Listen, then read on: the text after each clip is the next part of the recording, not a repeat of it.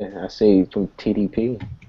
Yeah, I switched it over to VMM, talking about because a lot of people don't necessarily know what transparent distributed processing is. Well, we can touch on that as we talk about the good QNX goodies that were announced. So we are live. How is everyone doing this evening on BerryFlow Upstream number 37? We're here with Crackberry's editor-in-chief, Blaze. How's he doing? Good, good. Here as well with Alex Bass, Chris Krevlin, and What's up? Darius Stokes. What's up? What's up? What's up? How's it going? I'm excited, Chris. I mean, we just got 10.3.1. The rollout's finally begun. I feel like we've been waiting forever for it, but it's finally here, hitting our devices. It's kind of cool, this rollout, when compared to 10.2.1. It was 10.2.1 was very like segmented and fragmented, in my opinion. At least with this, some of the unlocked devices are getting that kind of out the gate. Which is nice. So they don't really have to wait for carrier approvals on some of those devices, depending on how you purchase them, be it Amazon and or Shop BlackBerry. You guys have pulled 10.3 to your devices. How are you liking it so far? It's pretty good. I mean, I've been on it here for a while. I'm sure a lot of people have, but I honestly I just updated my Z10, and it really just feels like a brand new device to me. And I know a lot of other people, that have multiple BlackBerry 10 devices usually like, would take the leaks and, load up all their devices that they have. But, I hadn't paid any mind. Just a simple fact because, going from a Passport using the Nano and the Z10 using a micro, I don't have the adapter to even switch back and kind of use it as a daily, as my daily device, I should say. So I kind of it falls to the wayside. I don't pay any mind as much, but when I loaded 3.1 on it today, I was just like, geez, man, just the kind of that whole nostalgia of the device came back to me. But like 3.1 really breathed a lot of life into it, and just if you are a Z10 owner and you kind of wait it out, you'll really put that have that faith in it. It'll be able to hold you over until you are able to get one of the newer, BB10 devices. But I love it on there. I've, been fell in love with it on my Passport, but it makes the first gen BlackBerry 10 devices feel young again. Realistically, like you can actually run some Android apps on the Z10 and Q10 with this update.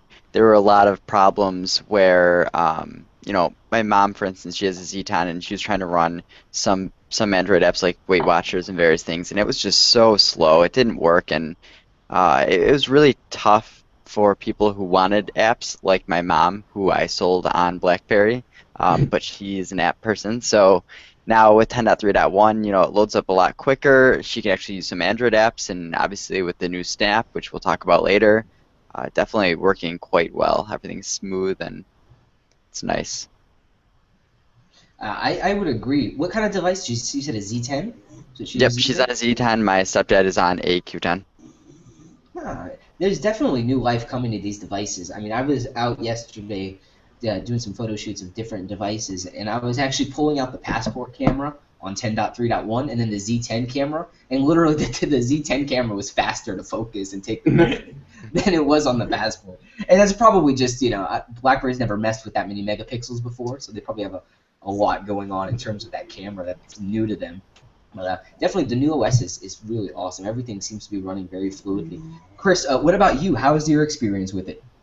I've been pretty happy with it on my Passport. I mean, I'm fortunate enough to have one of the unlocked devices, so I got the update directly from BlackBerry, and I've been running the leak builds previously, which were fine, but the official build actually feels a little bit more. I don't know if I want to say stable, but it feels a little bit more together than what some of the leak builds were. So that's definitely a bonus over anybody who has actually been running the leak builds. I haven't honestly played around with it too much on any of the other devices, like the Z10 or the Q10 or anything like that. But on my Passport, it's absolutely perfectly fine, and I haven't run into any of the issues that seemingly some of the other folks out there have in terms of going from a direct update from 10.3 or earlier to 10.3.1. So that's pretty awesome. I feel very similar to you in that regard. And it's been a very, very seamless update for me, at least, onto my devices. I haven't had too much trouble. I know there's a lot of people out there who are having various issues. It's kind of interesting as well because it seems like every major OS, when Google drops an OS, when Apple drops an OS, and it goes over the air to their devices, things are just bound to not work, right? Yeah. So I think it was good that BlackBerry bounced back. They put up some health blog articles to help some of the people with those common things like the device not having enough space. So I thought it was pretty nice of them to be there for their users with them as this OS started to trickle out. Because ultimately that's what we want, right? We want that support. We want to know what's going on. Clearly said and clarified, we've enabled this globally for devices unlocked, purchased from Shop, BlackBerry, and Amazon. It was positive. I think it's one of their better OS launches. Compared to some of the other ones we've had that were just slow going. So if you're still waiting for 10.3.1, keep your finger on that software updates button because it is bound to come to you basically any minute now. This was an initial global rollout, so it's going to continue to trickle out from here. I still have some devices. I have the Classic actually here that it was on 10.3.1, but I was kind of expecting a little bit of an update for it, and it hasn't yet gotten it. So I guess we're going to wait on that. Definitely interesting to finally have this OS in market. I think it, as Darius had mentioned at the beginning, definitely brings a new life to the OSs. Do you think people on a Z10, Q10 can hold out another year on the OS, or do you think it's kind of a stopgap for them? I think it's kind of like that last leg, I mean, because it's just a simple fact. It's like due to the specs, and that's kind of the biggest thing. I mean, for those with patience or kind of just like their device to get whatever job done for them, whether just they use their device mainly for just messaging and things of that nature, aren't heavy users in terms of the browser or downloading or games or applications and whatnot. But I mean, it's a delight in terms of wanting to really pick up that device every single day and use it. But as in terms of another year, it's like I said, I think to me personally, it comes down to the specs that is really gonna want to really make you just get to a newer device. But the OS is optimized to deliver great performance regardless of your specs that you have, which BlackBerry has been known for since the launch of BB10. So. And I don't know. It's kind of hard. It really just depends on the type of user that you are with your device, so to speak. I would agree with you on that, Darius. It is going to come down to your user preference. Like when I move to a Passport, I can't go back now. Like I'm so used to that performance level that I can't. It's not that it doesn't run well. It's that I'm just used to kind of the best in class that BlackBerry has to offer right now. Yeah. So I can definitely agree with you on that one. It's interesting, though, because I feel like for a lot of people out there, it's going to be like, it works. I think BlackBerry users, when they get their devices, they're pretty sticky with them, right? They're not, like, switching around between a lot of devices. They get one, it works, and they stay with it, right? That's why people are on 9900 still, right? It just works for them. Yeah, so exactly. It's considerable. I know all of us, we've been on 10.3.1 for, since last year. But at the same point, it kind of comes back to those device optimizations, that OS optimization, as you mentioned, Darius. They're putting the Classic in late 2014, and it's got relatively the same specs as a Z10 or a Q10. So I wonder if for them, they have a roadmap to keep this device and OS kind of in market longer. So maybe we might get one more update. What do you guys think? Do you guys see those original BlackBerry 10 devices getting another update, or is this it? I think they'll have to at least get another update.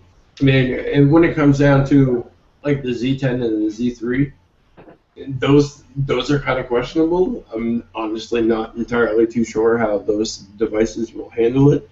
However, when you look at the BlackBerry Q10 and you look at the BlackBerry Classic, the debate has been, well, the BlackBerry Classic is seemingly nothing more than an upgraded BlackBerry Q10, depending on your definition of Q10, I guess, or upgraded, sorry. Obviously, the support isn't going to stop for the BlackBerry Classic within the next year. They have to at least try and get at least a year or two out of that. So that's kind of the sticky part. Like, I think that they're going to have to optimize the OS a little bit more in order to keep the BlackBerry Classic updates coming. So maybe the BlackBerry Q10 will be beneficial of that. You know, they, like I said, when it comes to the Z10 and the Z3, that's where I'm kind of not necessarily sure, but it seems like the Q10 and the Classic will definitely get some more life out of the process. Yeah. That'd be Like awesome. James, Yeah, go ahead, Darius. no, I was gonna say, like, you made a great point, James, because the similarity with, well, not really similarity, the exact same specs with the Classic and the Z10 as well as the Q10. Yeah, I think they still have a lot of life left in them, but at some point you do have to begin saying, when do we phase these devices out? Yeah. Just as Apple had done, like they tried to keep, the 3GS and the 4 and then the 4S in there for the longest, but they let you know essentially down the road they're not going to get this update. We may give you, small updates just to, for that OS specifically, just to keep you up and stable and, whatever else. But somewhere down the line, yeah, it does kind of phase out because OSs grow around specs, and they have to, because that's the only way you're going to become better in terms of productivity and things of the nature that you want to bring to the OS. In terms of applications, they're going to require more out of the specs. So yeah, I mean, it's just the OS essentially is going to just start being built around 3 gigabytes of RAM. It can't suffice on 2 gigabytes of RAM anymore. So, and that's far down the road, but it just lets you know, like, for example, Gingerbread, how that will be outdated, and they couldn't, in a lot of the apps now that are on like Lollipop and so forth, they couldn't, survive a second on a device using Gingerbread, so to speak. So it's just reality, but still a lot of life left in the devices. I mean, like I said, I picked up my Z10, and it just gave me a reminder how underrated it still is and how great it still is. But sometime it has to, come down though. Yeah, eventually they got to say, okay, we're moving on. Sorry. You've been cut off. Upgrade to a Passport already. So, Chris, tell us about your 10.3.1 experience, bro. Sure. Well, I've been on a Q10 for about the last month or so. I actually had bought a Passport when the Black Friday deal went live, and used that for a couple months, but switched it up about a month or so ago to the Q10. And I have to say, after loading the 10.3.1, because I initially had bought the Q10 when it first launched, 10.3.1 has been a freaking awesome upgrade to the Q10. Just with the fluidity on Android apps, I just even find it's better than... Oh, am I muted? Nope, you're good. Okay. It's definitely been a welcome addition to the OS, and as far as what we'll see go in the future with original BB10 devices, I'm sure if there's a 10.3.2, we'll see it. There's a possibility we might see the maybe whatever the next iteration might hit it with the Classic being released last fall. It's hard to tell what's going to happen with that, but I would hope that the device is going to be supported going further, at least for another year or so. I think one more update is reasonable. Yeah. After that, like, you can start cutting us off. But I mean, relatively speaking, 3 OS updates over 3 years, that's... And significant upgrade. Right. Significant ones that have always compounded the the usability and value of the OS. I'm interested to see at least what comes next. I think maybe perhaps some devices might get dropped off, So we might see it for a selection of those original devices and maybe not some of the other ones. Definitely interesting to look forward. Did you guys happen to catch that QNX press release? It kind of went under the radar, so to speak. Yeah. I thought it was a really, really big bit of news that they launched. Blaze, you were talking about this like maybe one last upstream and the upstream before, that QNX embedded world, they were going to be launching some kind of new product and service. You want to kind of break it down for us, what the actual hypervisor from QNX is? Well, they... like you said, the announcement actually went through, and it was, there wasn't a whole lot of noise made about the actual announcement. It came rather quietly.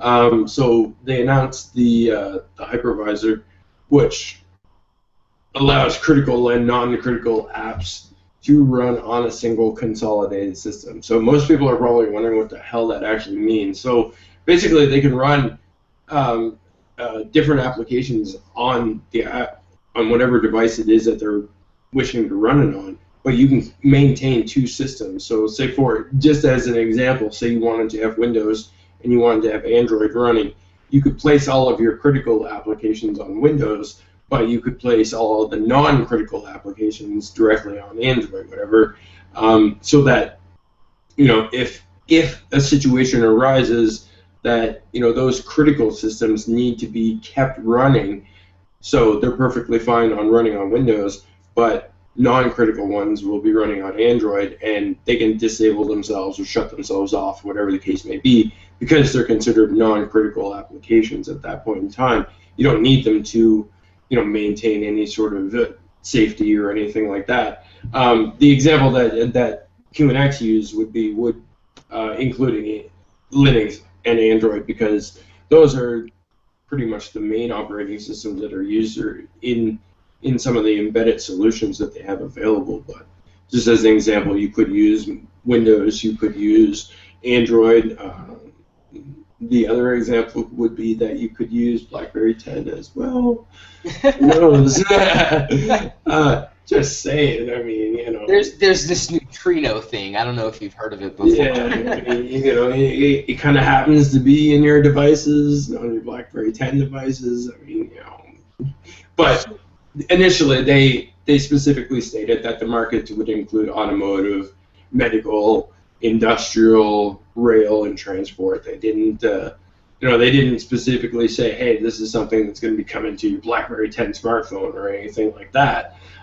So, yeah, it's absolutely interesting. It's absolutely fascinating that this technology is out there and that QNX is behind it. However, don't necessarily take it too far and say,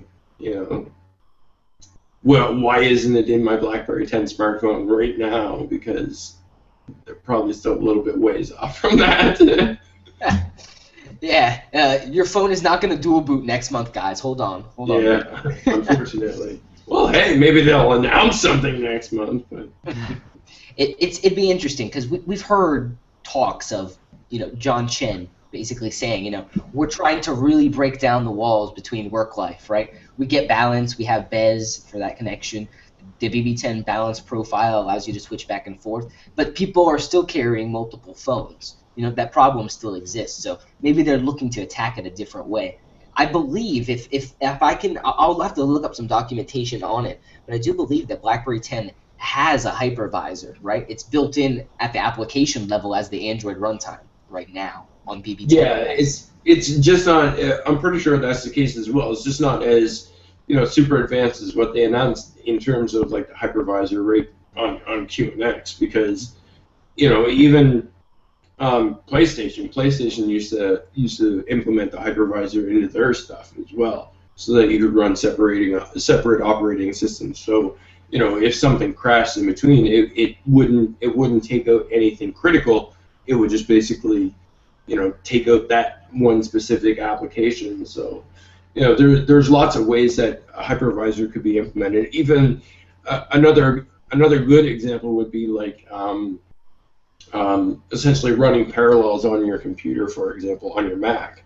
They run the hypervisor virtual machine through Parallels, so you can run your Windows application, all of Windows, basically the complete operating system directly on your Mac, while still running the Mac OS in the background as well. So there's many different ways that a hypervisor could be implemented into several different systems, but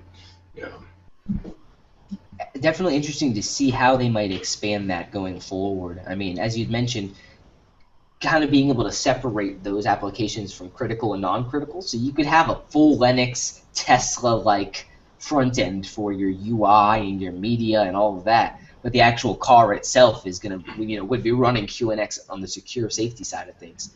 It's interesting because the way the news fell, we had Mr. Kleidermacher, join BlackBerry as their CSO, if you've ever looked into Green Hills and what he was doing, this is exactly what he was doing, building hypervisors with his secure real-time OS. So the fact that BlackBerry's kind of picked this guy up and now have launched this QNX initiative, I really feel like they've had an IoT roadmap and are really about to go hard at it. I mean, as you'd mentioned, you're literally, as part of some of the patents that they have, you're able to take one GPU and power multiple screens, right? Running multiple OSs. They have the transparent distributed processing, which works to take guest OSs as hosts and connect them all together for really kind of robust mobile computing. So definitely it's going to be interesting to see where the hypervisor goes. I'm glad that they did it as a QNX press release and kept it on that side of the fence, because the embedded implications for this are, I think, a lot bigger than that solely on being BlackBerry 10.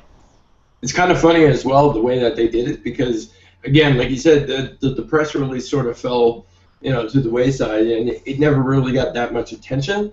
But previously, if you actually looked at the QNX events that were listed on the website for like Embedded World and all of their announcements and their webinars and webcasts and stuff like that, they're hosting a webcast on Thursday, March 5th at 12 p.m. Eastern Time that will basically discuss the virtualization options between the hypervisor pros and cons and how manufacturers can add off-the-shelf software to certified devices. Anyways, they're having a webinar about it, but the webinar was actually listed well ahead of the hypervisor announcement.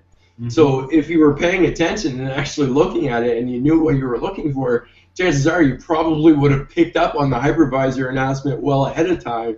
But the way that they worded it, it didn't give anything away. It just said that they were hosting a virtualization webinar, right?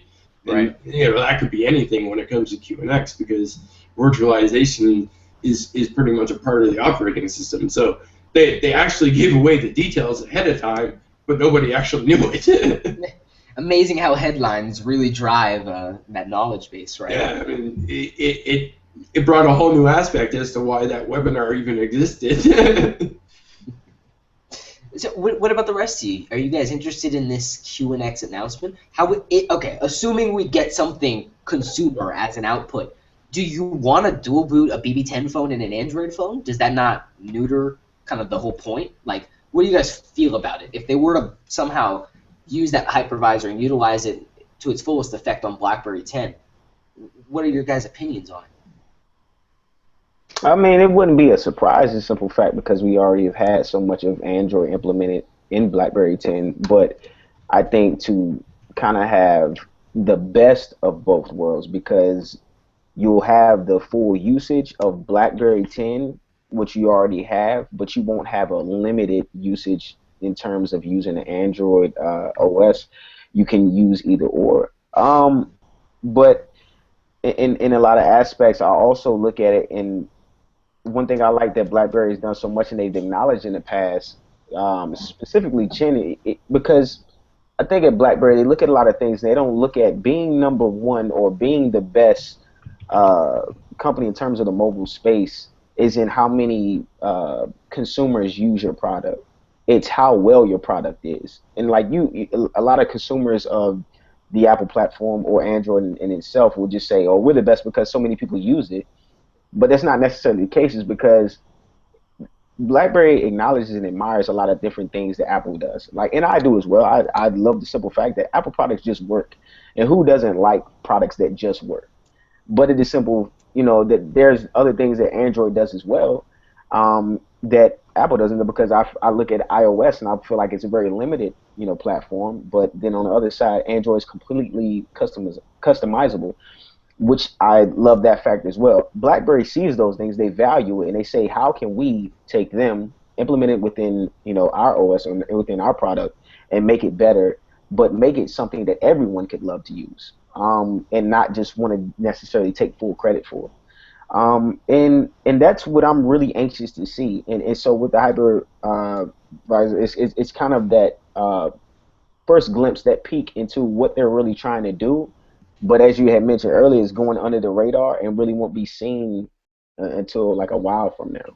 I almost feel as a press release like it was early, like Yeah. announcing an embedded world. I feel like that makes a little bit more sense. But Yeah. I feel like they were also excited about it because they were tweeting about your posts, Chris, in regard to embedded world. So QNX has probably been pretty pumped about this announcement for a while. So it is cool to see that it is in market. We'll go Alex and then Chris when talking about this. What are your thoughts, Alex?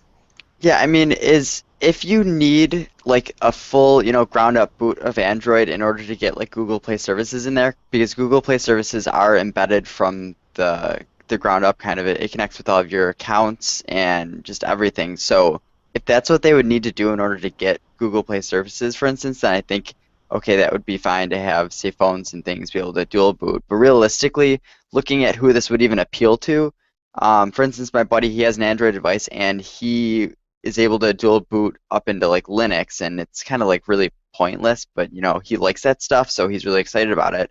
So thinking about who this kind of stuff would appeal to would really be the tinkerers who want to be able to have the full control of Android while also have BlackBerry.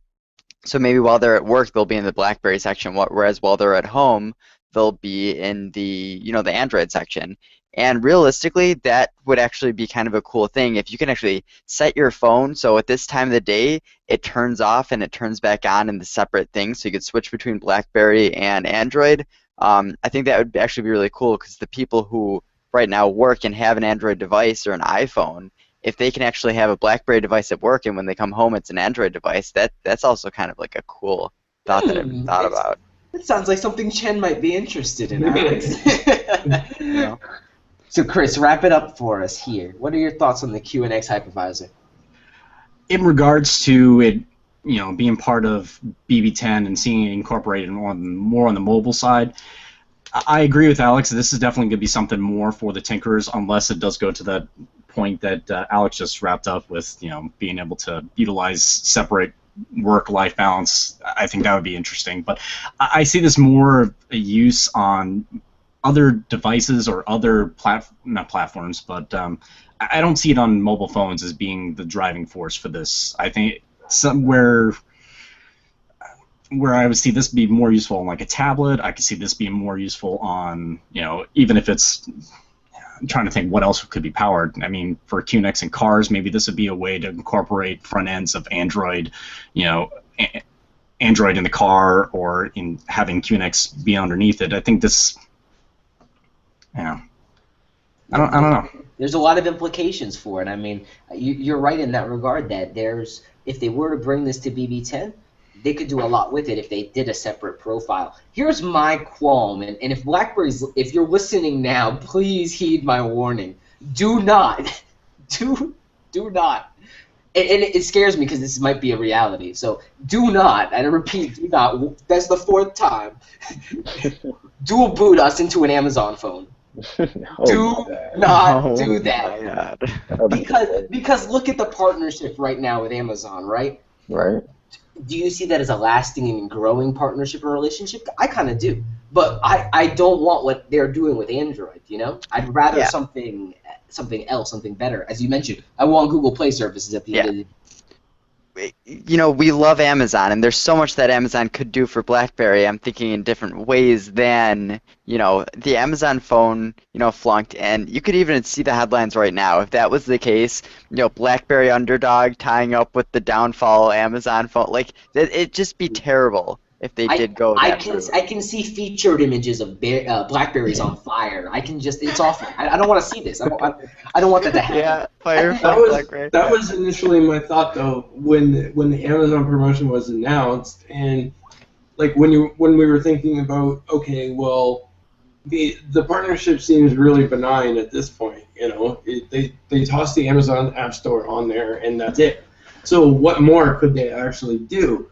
My initial thought was, okay, maybe they'll take Amazon's Fire OS, and rather than putting Google Play services directly on there through the Android app runtime, basically take Fire OS and use that as the Android runtime. So rather than having this sort of like separate Android runtime of their own, you would actually be utilizing basically the Fire OS operating system when you were using the Android runtime. That would be the Android runtime, which doesn't necessarily seem like a terrible idea, because at that point in time, you would no longer have the issues of, like, say for example, Netflix no longer making their app available, because that app is available directly on Fire OS and through all the Kindle services and stuff like that, right? But it's also outdated. Oh yeah, absolutely. But it has been updated too. But in terms of the access that it offers, because all of those apps are available, like if you actually have, not that many people do, but if you actually have a Fire phone, you have access to Instagram, you have access to Netflix and stuff like that. And as we very well know, if you have a BlackBerry 10 phone now and you load up the Amazon App Store, there's still that possibility that you're going to be blocked out of there because of the fact that, you know, Netflix went in and unchecked that box that said, you know, don't support non-Amazon supported devices, right?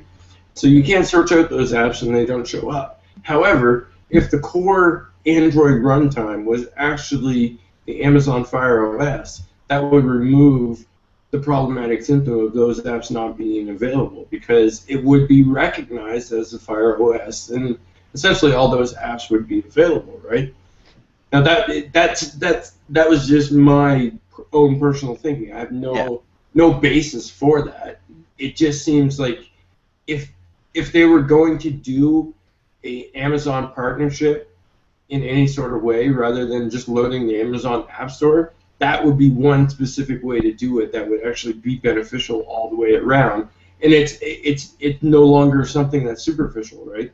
It's not just loading the Amazon App Store. It's actually a partnership at that point in time. Right. However, the whole hypervisor information actually changes that, because at that point in time, if the hypervisor solution was implemented correctly, say for example like how we have it now with the Android runtime, and you could actually run a full Android system directly within BlackBerry 10 itself, that would be absolutely amazing, because then you could have access to all those Google Play services and such like that.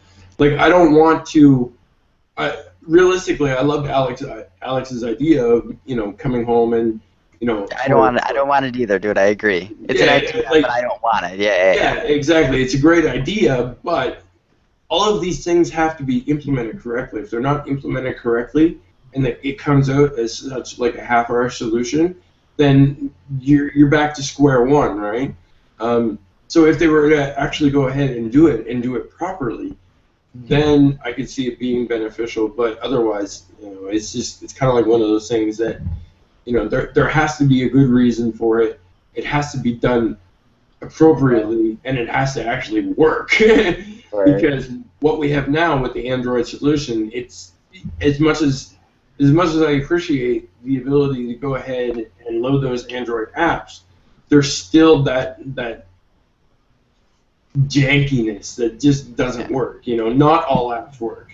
Not all it feels like an emulation at the end of the day. I mean, right? You know, when apps work, they tend to work great. When an app doesn't work, it really doesn't work. It just crashes and it kills. It kills kind of like a bad relationship. It just kind of kills the mood, you know. Dude, a perfect example of that though. Yesterday I've been using the Snap update, so I decided to get this game called Swap Heroes 2. Okay, I thought this was about to be a Tinder story. So good. No. So I was playing it, and it runs perfectly, like as if it's a native device, like beautifully on my Z30. But then after you beat a level, it just like freezes. It shows you like you beat the level or whatever.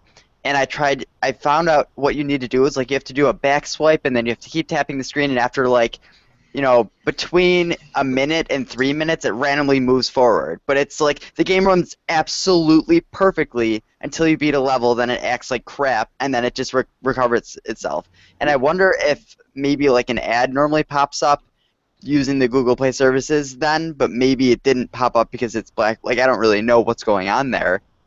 But that is really the case. Either the app runs really well, or it has some it just doesn't load whatsoever.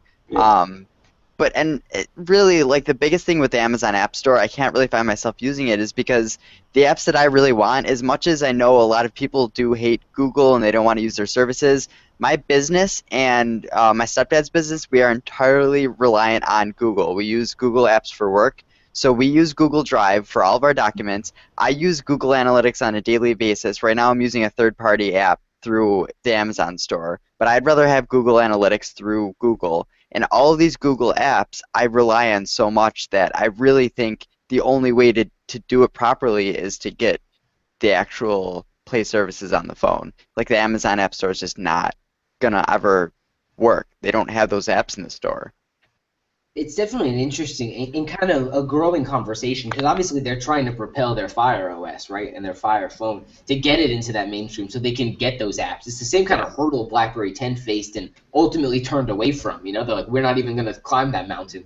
So going back to Chris's point, and I want to elaborate a little bit on yours, Alex, it seems like if they were to implement something with the hypervisor, right, and they were to load the Fire OS as a separate, it'd probably increase not only compatibility, as Chris had mentioned, but it's probably also increase the performance, right? Because some of those apps don't run well, right? They're not necessarily built or tailored for that OS. So if it increases the performance of overall and general Android applications, and then I can sideload in whatever else, but the performance is as if it's an Android device, I'm game, you know? Whatever deal with the devil you gotta sign, I'm on for it. At the same point, it's like, why didn't they load the Amazon app instead of the Amazon App Store? Because in the Amazon app, you get the music, the movies, the books, and everything else. But right now, there's kind of a disconnect, right? Yeah. You can't get apps in the Amazon store or in the Amazon app anymore. They removed the apps from it. Yeah, they actually, Google came after them because they did that like after the fact. They added the entire app market in there, and then a lot of people started uninstalling the Amazon App Store, whoever was even using it, and they were just using the Amazon. But then Google was like, wait a minute, that's like against our terms of service. Or so I don't really know what happened there, but they got in a lot of trouble for it, and they had to remove it. Or Google actually took the Amazon app out of the Google Play Store until they removed the apps from it. So, man. Yeah. I need to get that APK then. Yeah. I think it's off their servers now or something. It just doesn't even allow you to access it. I don't know. So lame.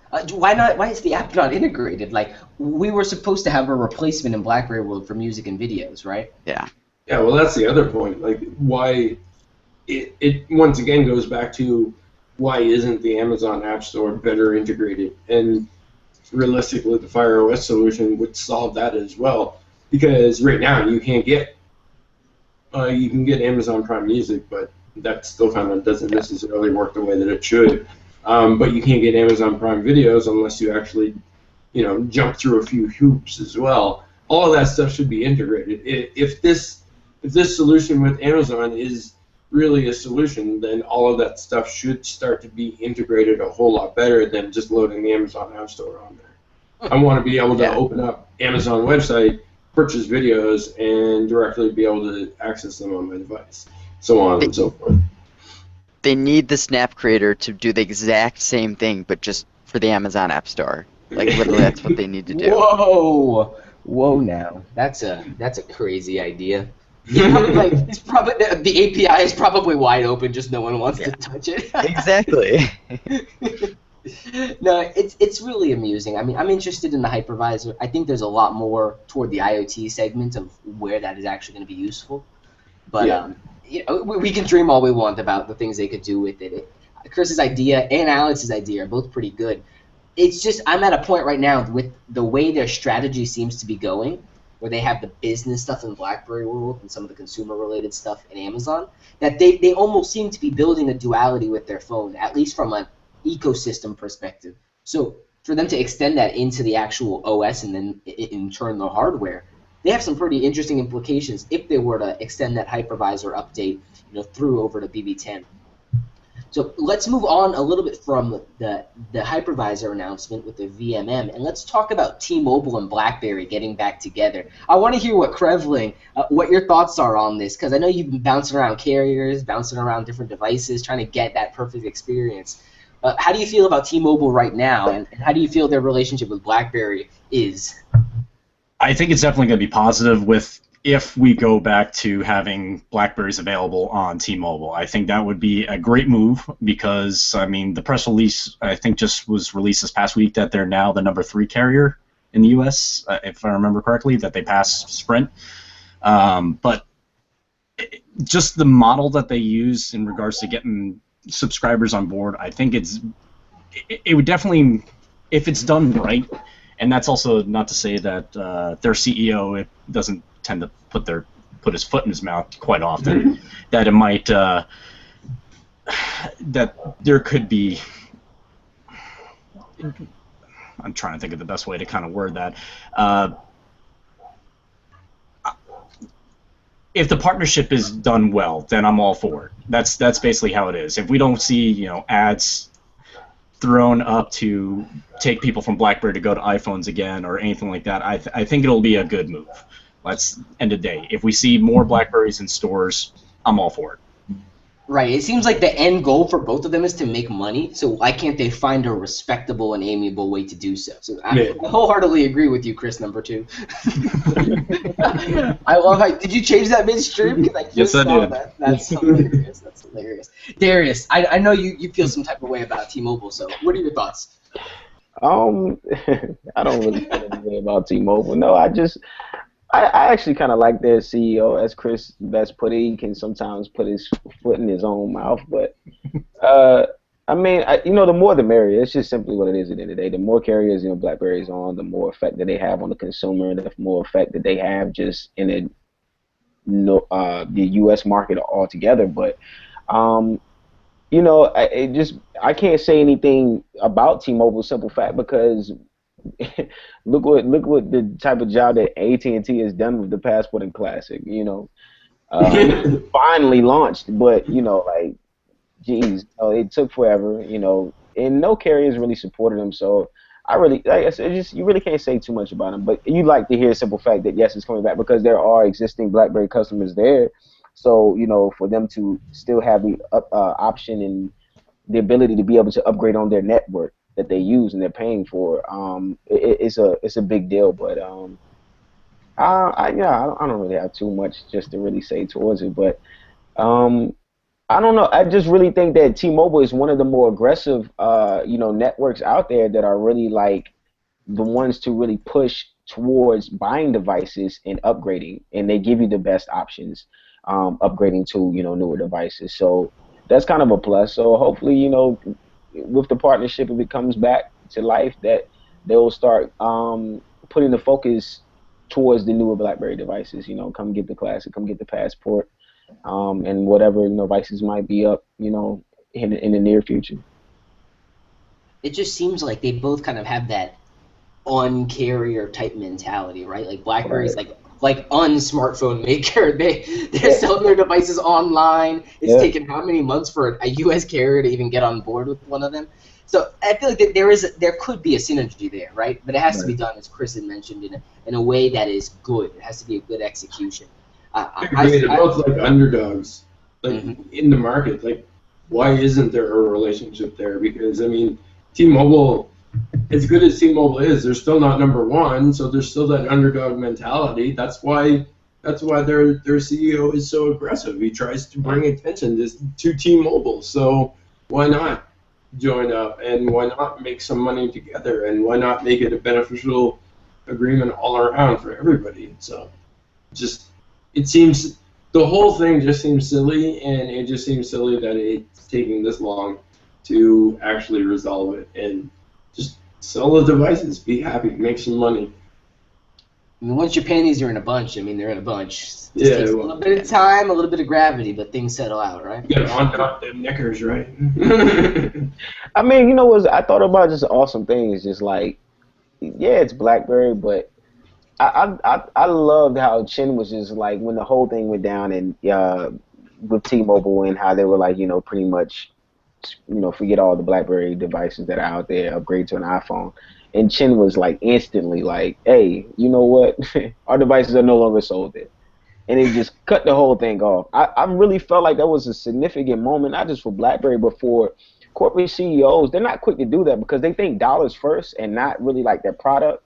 and the purpose that they feel their product really serves. Like Apple would have never done that. They would have been like, okay, yeah, that's cool. Don't worry about it. You know, it'll be soon to be water under the bridge sometime later. But Apple would have done what BlackBerry should have done. Press is press. Hey, Right. I'll take it from what it is. I mean, But it's just I love the simple fact that Chin did take that approach, and I mean I think it kind of sent a sign to the other carriers too, like okay, well you know maybe we we should will just cut you off if you don't. like maybe we should just chill out for a second and see what they have up their sleeves. And since then it's been like a huge, in terms of progression that BlackBerry's made. They've turned a lot of eyes. They've seen.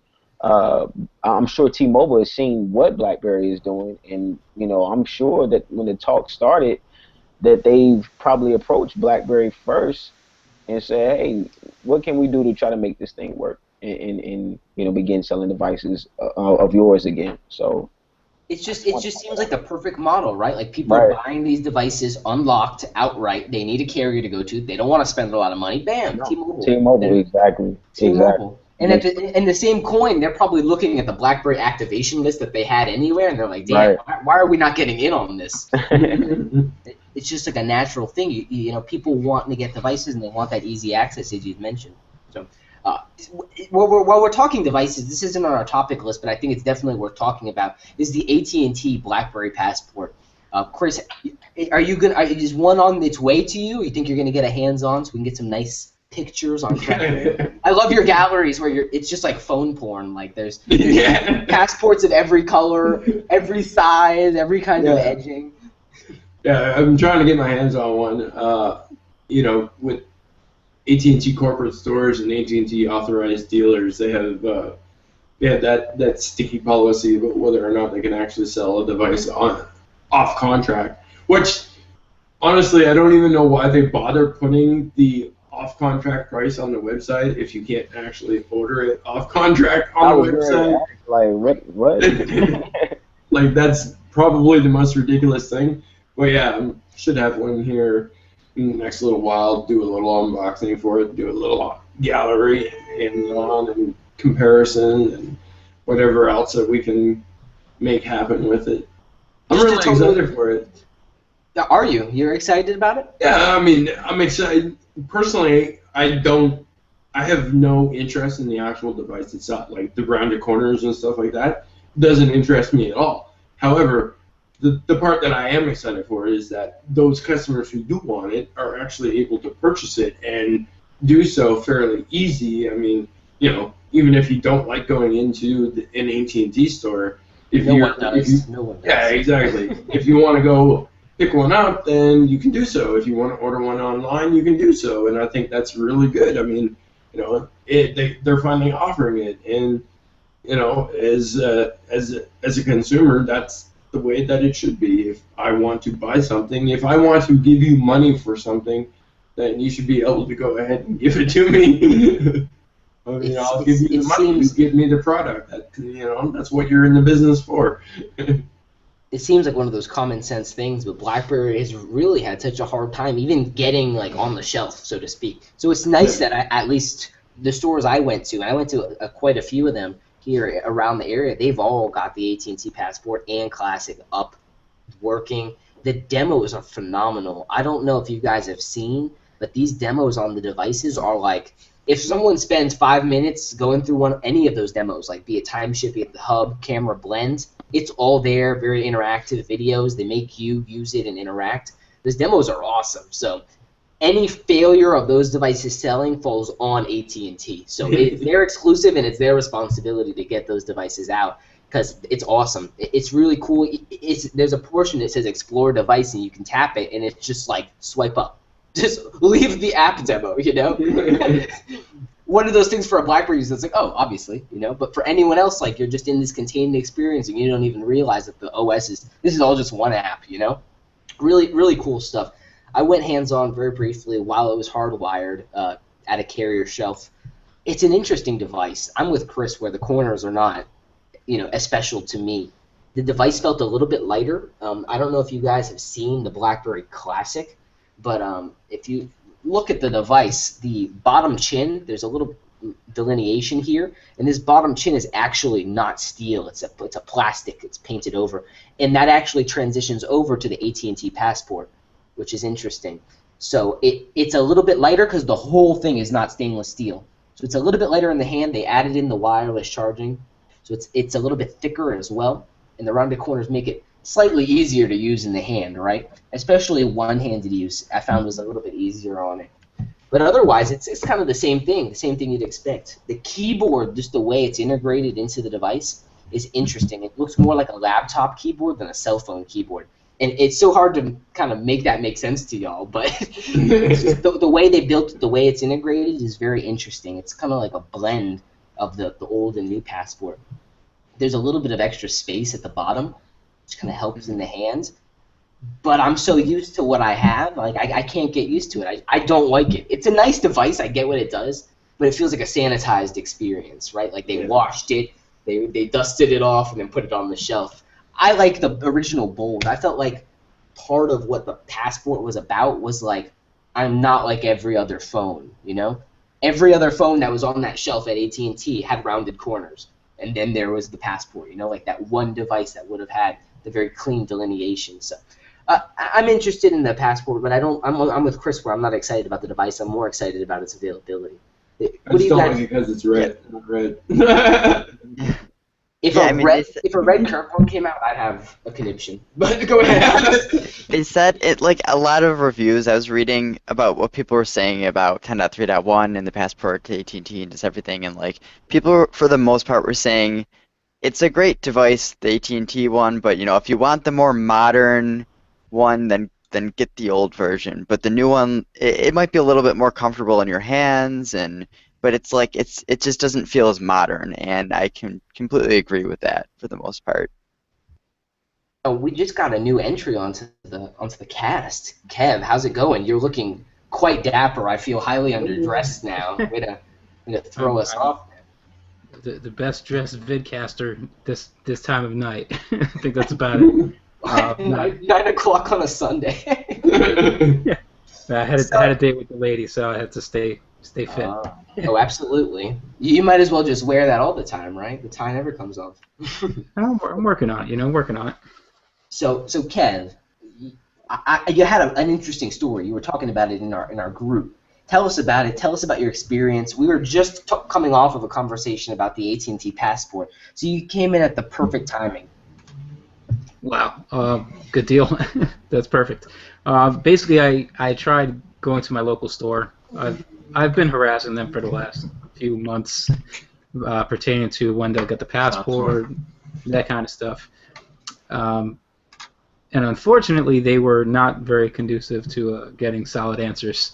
So what wound up happening was I had to really do some digging. I had to wait till it eventually was launch date, and I call up the store, and they don't have anything at the store whatsoever. So, I'm looking to see where it is. Where's the nearest store to me? And it's roughly about 50 minutes away. And I'm like, you know what? Gosh, I can't wait this long. So I had to go get my fix. I take a truck out all the way out to the Jefferson Valley Mall, and that was the only location that had any passports whatsoever, and they only had two. They had two passports, they had two classics, and so I called while I was already halfway there, so I only had about 25 minutes left to get there, and like, we can't put it on hold. It's first come first serve. I was like, did you have more than two? Like, no, we only had two. I was like, I guess I'm in good shape then. No problem. I'm within the first half hour of the store opening. So eventually I get there. There's only like one other person in the store with her two kids, and I go right up to the Passport to see where it is. I just nod my head. I'm like, all right, that's the one. So I go right to the rep that's over at the counter, and he's he knew he was the one that I had spoken to over the phone. So he went back trying to get prepared, and I went back while he was waiting, or while he's going in the back room to go get the equipment. I'm just standing over there by the Passport looking at the Classic, and there's this other lady who's over there.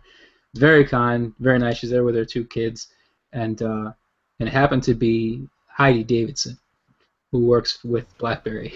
I didn't know that until, clearly, I was following her, not as in the stalker sense, but on Twitter. I had no idea that that was her. I was just there picking up the device, and, so she was just looking at me. She's like, "What? You're gonna grab that? You're gonna get that?" And meanwhile, she's looking at the Classic. I was like, "Yeah, I'm gonna get this thing. It's a beast. it's one heck of a device." So absolutely, this is exactly what I came here for. And she's like, "That's great." She's like, "Yeah, I actually work for BlackBerry. That's great to see that you're getting." So I was like, "All right, I'm in heaven now." I was like, "Fantastic." I made the trip. It was well worth it, and I'm getting nothing but a lot of good vibes from Heidi over there. And she decides to just whip out the limited edition red passport. She's like, "Here, you like this one?" I was like, "Yeah, I definitely do," and I'd be more than happy to trade. She's like, "I like the curves on the AT&T one." I was like, "I will gladly trade you. Feel free. Let's go and make that work." She's like, "I can't do that." I was like, so hold it up for us. Show us and kind of walk us around. Like, what do you like about it? What don't you like? I'm walking on you here.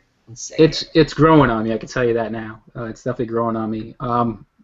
This is the good old device. The regular wallpapers you'll always find in any of the BlackBerry 10 devices now, rocking this OS. The cornered edges on it. I mean, you're going to see a video probably within the next day or two. But the cornered edges on here make it very, very comfortable in the hand.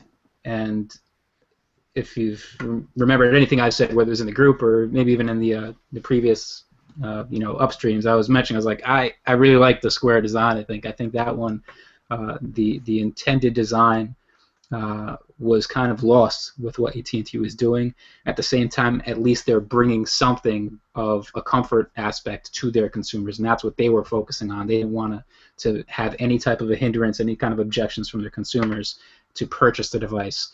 So I have to look at it in that sense.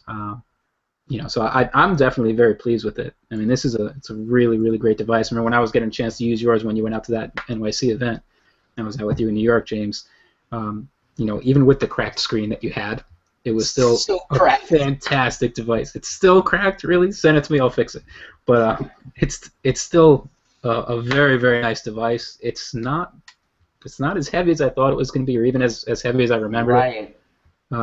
It's just fantastic, man. The screen really pops. It does everything that you guys well mentioned. You guys are well versed in the Passport. I'm still new and wet behind the ears behind it, but you're 5 months behind. It's okay. It's okay though. it's perfectly fine for me, man. It's a great device, and I'm not one person that I've showed this to, be it iPhoneers or any Android users, whoever they are.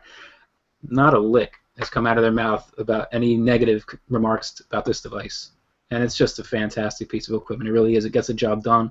It hasn't hung up on me at all. It's just been great. So I can't complain. I can't fault them. I think they've done a marvelous job with this. Well, and I really appreciate your insights. I'm looking forward to that video as well, with getting your greasy little fingers and mitts all over it. I'm definitely looking forward to that.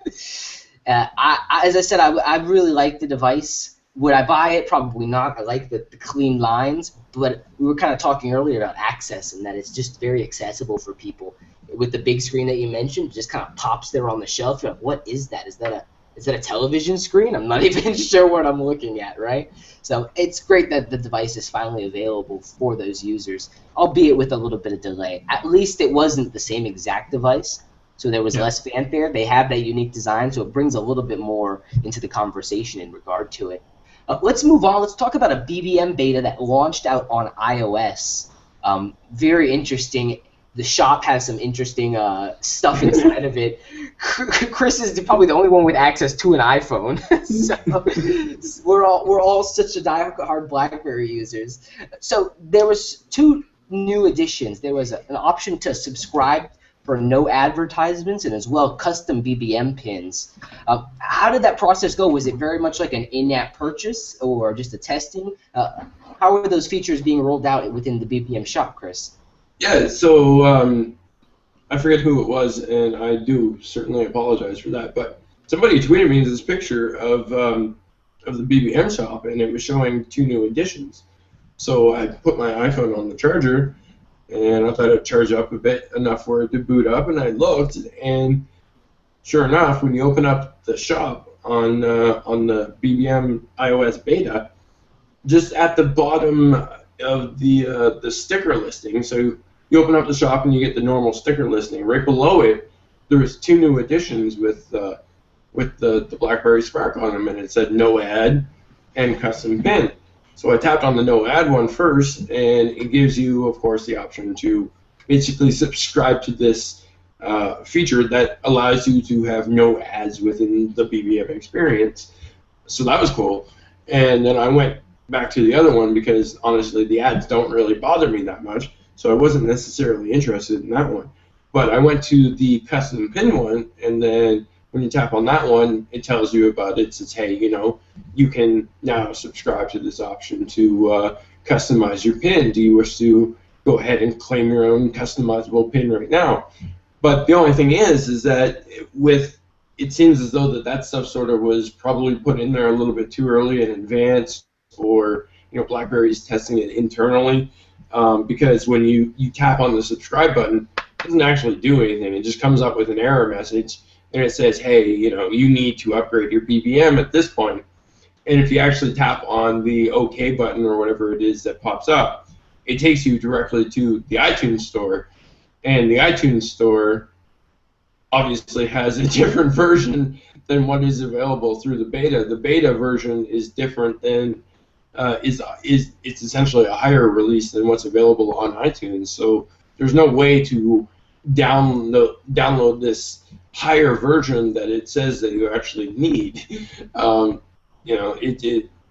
The beta is higher than any of the versions that are out there. So somebody somewhere within BlackBerry has a higher version of this BBM iOS beta that is showing up. But like I said, it's just 2 options in there. You can tap on them. You unfortunately can't subscribe to them. So it doesn't give you a listing of any of the pricing or anything, but they're at least testing it, which we heard that they were doing it previously.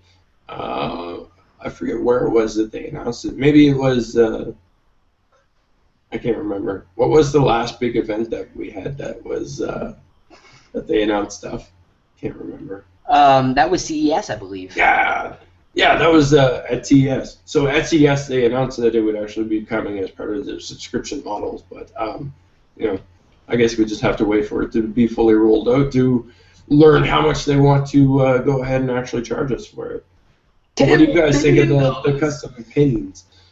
Yo, would you guys pay for no ads? No ads seems kind of silly, but would you pay for customized pins? I'd pay for both.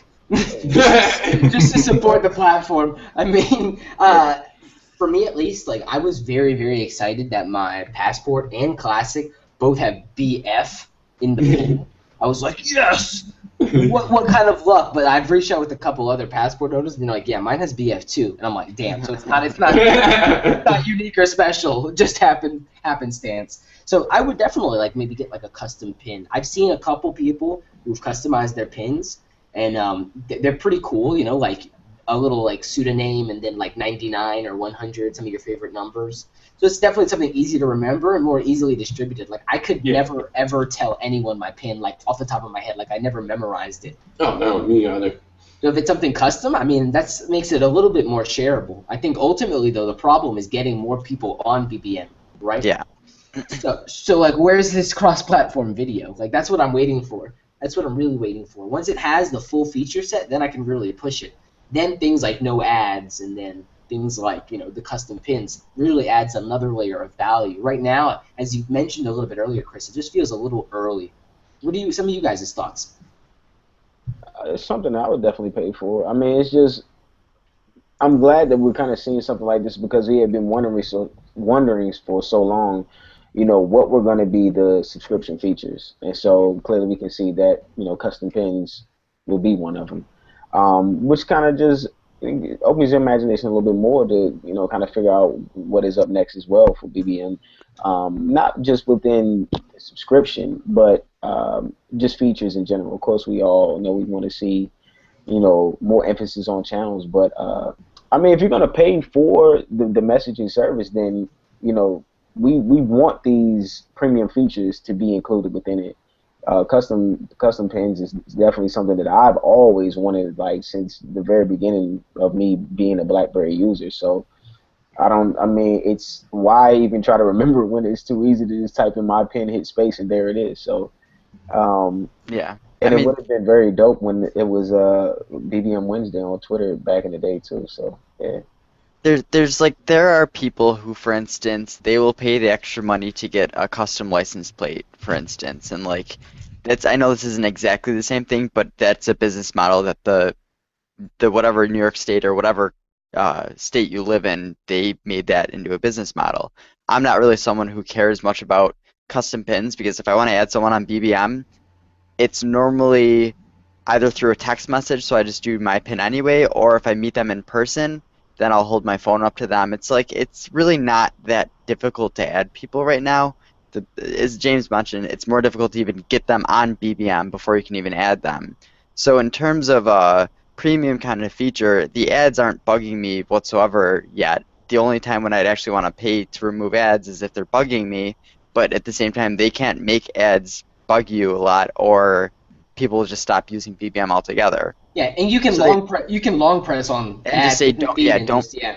yeah, don't show me ads from BlackBerry anymore, which I didn't want to do because I was curious to see how they'd actually advertise, but they're sending me to download like iGran and various things, and realistically, they need to add something more. I want to pay for premium, no matter what I'm going to pay for premium, but if I take a step back and say, let's pretend that I'm not like, invested in BlackBerry and love BlackBerry and all this stuff, would I, as a normal user, want to pay for premium to get a custom pin and remove ads? And I wouldn't whatsoever, even for the few other features that they mentioned. No, if I Well, if I wasn't interested in BlackBerry, I'd be like, well, why do I even have to bother paying for ads? Why the hell yeah, does this app have ads? yeah, exactly. What is BBM?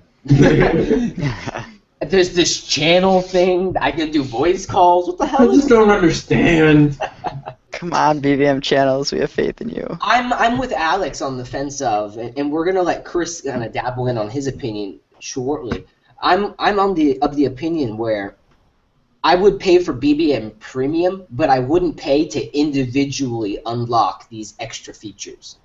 Give me some kind of one standard payment, combine it all, and give me all those. Give me all the stickers.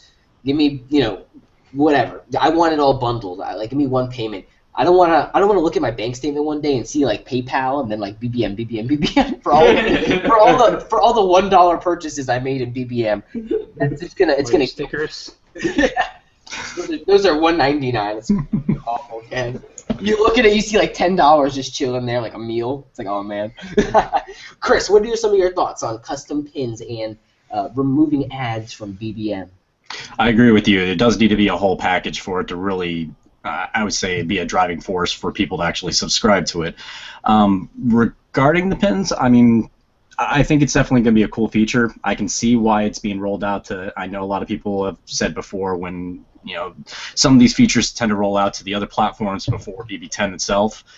I can see why it was rolled out to iOS because their beta, if I remember correctly, it's very sandbox. Is like usually when they do a beta, it's only like 100 people that can really participate in it.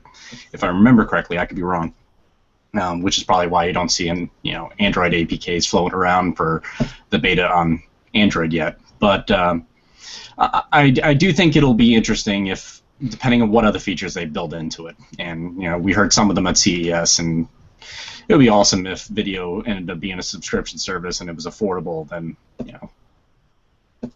That's what I'm crossing my fingers, man. Give me a roadmap toward BBM video. Yeah. 2 years is enough time to get it. I agree. It is.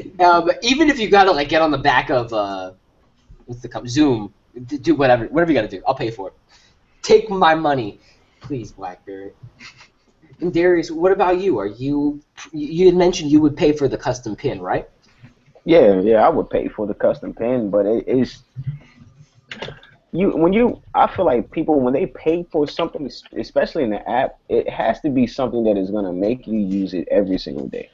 Yeah. You have to use it every single day to invest in something. Like I would never pay for anything. Now don't get me wrong, because I don't know, I'm just kind of picky because I will pay for an app just to get rid of ads, period. And even if it doesn't even give me like an additional features, if it gets rid of ads, and I'll pay for it. If it's something that I use every day, I will buy it simply for that reason. But in BBM's case, when all these other messaging services out here are for free, and are giving you more features for free, then you have to give me something that is worth paying for, worth investing into it for. We all can agree across the board. Yeah, we'll pay for it because we're BlackBerry consumers. We get the bigger deal. We understand that BlackBerry needs to monetize this application. It's their crown jewel. But at the end of the day, we're not dummies either, because we're looking at what are we really investing into. So you have to make the subscription appealing. You have to make it something that are going to say catch people's eyes and say, okay, this is worth uh, purchasing. Not a simple fact because it's a secure messaging service, but I have the video, I have the calls, I have the whole nine. So um, it's got to come with some pop. I hope, and hopefully it will. I think what we're seeing is the beginning, but I'm kind of like upset that why is iOS getting all the good stuff in terms of beta? Like, that's crazy right now. That's probably the platform that they need the most help on in terms of the user base and getting it growing. Good point. Android, there's a lot of users. BlackBerry, I mean, we're all pretty diehard. Kevin, what about you, man? Would you like vanity pins? I would welcome custom pins. I would welcome a lot of purchase options for BlackBerry to make it more customizable to you. That's the word I will always throw into it, because I feel like that's one of the biggest things that they need. They definitely have to get customization into it in some way, shape, or form. I think BBM pins is really just the start of it, so you can really kind of identify with each particular device, and it is yours. This is something you've created now. You're going to have a little bit more of a, I guess, more of an attachment to it than you would some other devices, and that's just one way to kind of get people to cling on to it and draw them back into BlackBerry. Because when you're, like, going back to what you were talking about previously about the other devices and how so many people have left to go over to these other platforms, at least now they have these devices that can draw them in with something new, something fresh that the other platforms don't have. In this case, we're talking cross-platform, so I guess that really doesn't pertain to this particular situation, but the platform itself, as far as BlackBerry, they are getting things put into place where the other platforms, they can't compete in that sense. So like you're talking about the dual OSs, all those options are going to be available to them, and I really feel like this is just one of those beginning parts for their entire company that to really draw a lot of people back in. I'm hoping that it does come full circle for them. It's all about execution, and so far Chen's done a pretty decent job of bringing things together in a consistent manner. So I've got my heads up in that regard. I want to move on to another one of our favorite applications, Snap. It's gotten beta 3 update, version 3 of the app. I've updated it. It's pretty cool. I was on the previous beta version, and it popped it up, in the updates, it popped a little notification telling me to go to my computer and sideload the application, get the update, which I thought was amusing, but at least you know, right, instead of just checking red light of love. I've been testing and using the application. The developer has been very consistent, every week and a half, bringing an update, bringing something to the table for users. I'm sure the user base is incredibly large right now in terms of the beta testing pool. What do you guys think of the app? Is it something you want to see? I know Alex wants him to build an Amazon version.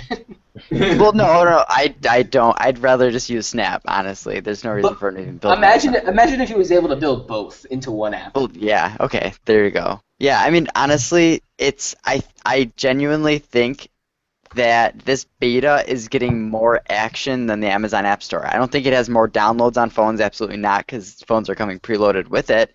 But for instance, when it gets put on my mom's phone, my aunt's phone, my cousin's phone, they're not even opening it. They're like, oh, the new Amazon App Store, what is that even for? Whereas the people who are using Snap, they're downloading, tens upon dozens upon hundreds of apps just to download them and play with it. And I think it's something that the platform needed so much, and it looks great. It looks like, I mentioned this before, I think it looks a little bit better than BlackBerry World. Like some of the things that he's done, not everything, but some of the things that he's done, I think BlackBerry could learn from that and improving their App Store. But he did copy Google, so maybe BlackBerry should learn something from Google. I don't know. I think he made a good split between the two. It's a hybrid between what BlackBerry was doing and BlackBerry World, and the visual appeal, the aesthetic appeal, I should say, from Android. I think it's a really good mix with what they were doing on there. Yeah, it doesn't totally ape one or the other. So. And it's just like it's like I had mentioned beforehand, like Android material, it really actually kind of goes in hand with. I feel like 10.3 and 3.1, they both complement material design from Google. So it just they really go hand in hand. So I don't knock him for using it at all. I actually enjoy it. I think BlackBerry Wear has been outdated for years, like years. And It's even only when been around for years. yeah, Come but I on. mean, it's just I That should really tell you feel like something. BlackBerry World. It really looks the same on my Torch 9810. Like there is no difference. I don't feel like there's been a huge change in the UI. I mean, it's been a significant change, but I mean, you can just tell the remnants of the legacy OS is still there. It hasn't made that transition all the way over in terms of its UI change. So Snap alone is there. Darius, legacy makes you who you are, you You're know? right. You're right. By Can't all give means. it away. You gotta But keep your BlackBerry world copacetic with you your know, 5-year-old devices. but this is one thing I will say is I cannot wait until he implements the update all feature. And the reason it reminded me is because, like I said, I hadn't used my Z10 in so long, and so when I had put the new Snap beta onto it today, I had to update like 10 apps, and I was like, "Jeez, I gotta go in these one by one and do each one of this." So I can't wait till he implements that. But he's just getting better with each version. And I mean, I think he's met everyone's expectation because I know how everyone was just like, "Man, when's the new beta? When's the new Snap version coming out? When's the new Snap version coming out?" And it's finally here, and it's just he's hit every point that people were looking forward to. So. Yeah, I I'm was just thinking, you brought up the update all thing, and he mentioned in the updates that he's going to add an option where you can ignore it from updating because there's some apps, for instance, that don't work. Like the newest version of Snapchat doesn't work on the Z30, the Z10, or whatever. Like, You can get it to work. It just takes a little finagling. well, it works on the Z30 for me. But my buddy who has a Z10, the camera just doesn't work no matter what. He tried reinstalling, he tried everything. So now he's on an older version of Snapchat. And there are various apps that certain versions work. So if he can get to the point then where he can actually like integrate the working version, so like it would recommend you not to update to the current version, and it would actually allow you to download the most recent version that's actually working as voted on by people who are using it and reporting back on it. So if you could almost create like a sub ecosystem within this Snap app, A lot of users have asked for that. Like, why isn't this tailored more to me? Why aren't the reviews I'm reading BlackBerry reviews instead of Google reviews, right? So, as a news bit here, we're going to try to bring the Snap developer on for our next Upstream, which is going to be on March 1st. So, save that idea. Put it in your pocket, Alex. We can speak with him on air in regards to it. Put a pin in it, Alex. Just keep it handy, buddy. Put a custom pin in it, Alex. No, Do your put it in my own screen, remember bro. app. I got it. It's right in my remember app. Alex already forgot it. Yeah, I did. Wait, what? But no, I mean, there's a lot of stuff. So I just want to close and talk a little bit about some of the updates that we're really getting with 10.3.1, right? So what is 10.3.1? One, it's something to carry approval. It's this thing called BlackBerry 10, but no, we're getting a lot of new interesting things. So with the actual update, we're getting BlackBerry Blend, which is phenomenal. I know a lot of people have been waiting for Blend, so you finally have BlackBerry Blend accessible on your device. As well, there's dual application storefronts. So now you have hundreds of thousands of applications. You can access the Android ones, or you can go into BlackBerry World for your productivity. As well, we got the BlackBerry Assistant, which has been refined, a lot like Siri and Cortana. I mean, you can do a lot with it. On my device, you can turn on the flashlight. You can have it launch applications for you. Really fun stuff. The BlackBerry Hub with instant actions. They took some of BlackBerry's previous editor-in-chief's idea in terms of the message triage, so that was pretty awesome that that idea was able to stem through. I love being able to act instantly on notifications, even just marking them unread, filing them, and or deleting them. It's pretty awesome to have that in there. BlackBerry Hub looks gorgeous on 10.3.1, and I don't think anyone would disagree to that. As well with the BlackBerry Hub, we have some new shortcuts that are available within the QWERTY devices, including Passport on 10.3.1, battery saving mode, a couple new features within the camera for panorama. better calendar, and the added addition of BBM meetings. So there's definitely a lot coming forward with that update. We do hope the rest of you get it relatively soon. For those waiting, patience is prudence. So sit tight; it is coming for you. I think that pretty much wraps it up. Does anyone have any closing statements before we wrap this up? Well, I mean, I'm just looking at the Google Play Store right now, and you can actually sort. Like, I left a review, and you can sort on, between Samsung Galaxy Nexus reviews or BlackBerry Z30 reviews or Passport or Z10. So, like, it's funny because it's really, I don't know if Google has finally, like, I don't really know, but your device shows up on Google as if, and it says like it's a compatible device and stuff when you're using a BlackBerry. So it's just weird to me that they're accepting it rather than really pushing it away, or maybe their system's already built to just automatically take in a new device and just work with it. But he would technically be able to sort and just show you the reviews by BlackBerry users, but at the same time, not enough BlackBerry users are actually leaving reviews on Google Play where it would even be useful. If you could see one review every now and then, it's not going to be useful for us. And if you were to build that ability into the application, Yeah. Then you might get more reviews. Yep. Definitely some interesting stuff. We'll speak more on the Snap application, hopefully on our next Upstream. But I really appreciate having all of you on. Kevin, you look amazing. Thank you, kind sir. Appreciate it. That's not a snap-on tie. It's not. This is the real deal. I'm new. All right, man. It's Darius. It's an Insta tie. Insta. Darius, I appreciate having you on. Krevling as well. Always nice to have you there. You can go cuddle. You can go cuddle with your puppy dog now. I see she's been snowing there in the back. So well behaved. Right. Way better than my kids. I don't know if you've seen them running around. No. Blaze, as always, we appreciate having you on. The insight you bring is tremendous, so thank you very much. And Alex, keep developing, man. When's your next BB10 app coming? I'm trying to make a living. Wow. I'm not saying no, that wasn't a hit at BlackBerry. Oh, Wow. that came out wrong. And we're gonna end the podcast. Cheers, guys.